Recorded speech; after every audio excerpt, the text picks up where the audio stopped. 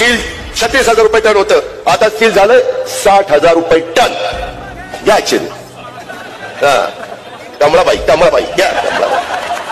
सांगतो राव घड्याळ काय चाललंय मला तर काय कळतच नाही.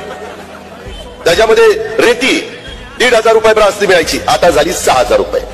घ्या कमळाबाई. त्याच्यामध्ये दुचाकी 50,000ला मिळायची, आता झाली 90,000ला. कसं काय वाटतंय? गारगार वाटतंय. आता कसं वाटतंय? त्याच्यामध्ये गॅस सिलेंडर 350, महिला इथं एवढ्या बसल्यात.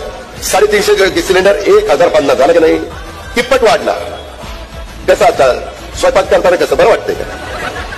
काय तुम्ही मला सांगा, कोणत्या अधिकाऱ्यांना मतं मागायचा? त्याच्याबद्दल बोलायला.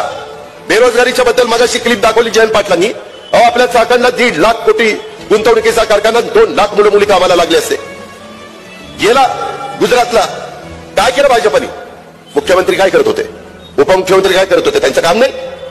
कित्येक प्रकल्प चाललेले, त्याच्याबद्दल बोलायला तयार नाही.